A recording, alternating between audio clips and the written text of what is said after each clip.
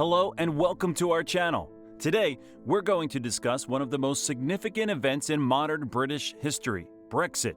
The decision for the United Kingdom to leave the European Union has had far-reaching consequences that are still unfolding. From economic impacts to political repercussions, Brexit has dominated the headlines for years, with debates raging on both sides of the argument.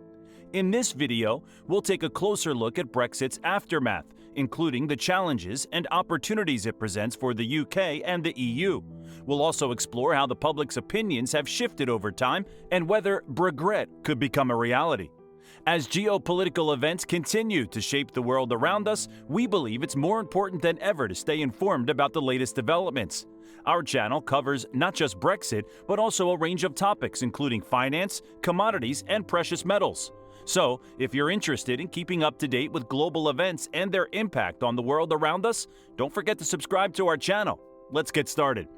On January 31, 2020, the United Kingdom officially left the European Union after a referendum was held where a small majority of Brits voted in favor of leaving. However, just 3 years later, a small majority of Brits want to return to the EU. Is this a case of Bregret?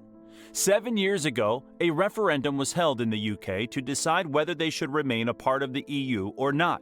51.9% of Brits voted to leave, and a lot of effort was put into making it happen. But it seems like they may have changed their minds. Over the past 3 years, there have been several issues, many logistical, that have arisen. A recent YouGov poll shows that 53% of Brits believe that leaving the EU was the wrong decision, while 32% still stand by their choice. It looks like the United Kingdom will likely be the worst performing G20 country in 2022. Now, we can't blame Brexit 100% for this, but being a bit of a lone wolf in the international community has left the UK in a weaker position. They can't rely on financial support from abroad like they used to. It's been a tough go for industries across the board, from agriculture and fisheries to car production and pharmaceuticals. Many of the challenges they've faced in recent years can be traced back to Brexit. As a result, more and more voices, even from high positions within the United Kingdom, are asking whether it's possible to reverse course and rejoin the European Union. Brexit has taken a backseat in the minds of most voters. According to the latest Ipsos Issues Index, the National Health Service is now the biggest concern for the public, with 42% of respondents mentioning it. The economy and inflation, which had dominated the series over the past year, were mentioned by 37% and 36% respectively. In January 2019, the year of the last general election, Brexit Europe was a key issue for 72% of voters, marking the highest concern recorded since September 1974.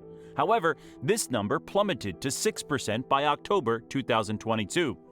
While some political commentators and lawmakers have linked issues like Britain's recent vegetable shortage and rising food prices to Brexit, there is no necessary causal relationship between the two. However, if the economy has recovered in 3 years' time, Brexit supporters may attempt to draw the same causal link, even if it is only in terms of people's day-to-day feelings. Anand Menon, director of the UK in a Changing Europe initiative, says that there's no causal relationship between the two necessarily, in the same way that there's no necessary close causal relationship between the cost of living crisis and Brexit. But people will play it up politically, and it'll be interesting to see what happens to public opinion. It's still very early days. Recently, news came out that major UK supermarkets are limiting the purchase of certain types of vegetables and fruits due to shortages leading to empty shelves.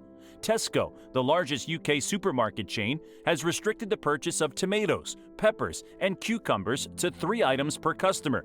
Tesco said the measure was a result of adverse weather conditions overseas and was working with suppliers to get things back to normal. Online supermarket Asda has set a limit of 3 items for lettuce, salad bags, cauliflower, and raspberries, while Morrison's has restricted the purchase of cucumbers, lettuce, tomatoes, and peppers to 2 items. German discount supermarkets Aldi and Lidl have also imposed restrictions in the UK. According to Andrew Opie, Director of Food and Sustainability at the British Retail Consortium, the situation has arisen due to adverse weather conditions in southern Europe and North Africa, which have disrupted the harvest. Unfavorable conditions include heavy rainfall in Morocco and a cold spell in Spain. The disruption is expected to last for several weeks, Opie added. James Walton, chief economist at the Institute of Grocery Distribution, told CNBC the UK is heavily dependent on imports of fresh produce at any time of the year, particularly in winter. The EU accounts for a large portion of this import. If there are production shortages in the EU, it would make sense for EU producers to meet their local demand first, leaving less for export to the UK. In conclusion, the impact of Brexit on the UK and its economy has been significant, with various industries feeling the effects of the decision to leave the EU. With rising food prices and shortages on supermarket shelves, the Brexit decision could indeed become Bregret for many UK citizens.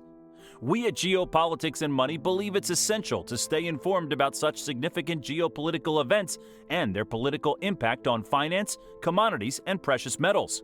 That's why we bring you the latest news and analysis on Brexit and related topics. Don't miss out on any of our informative content. Subscribe to our channel today to stay up to date and be part of our community. Thanks for watching.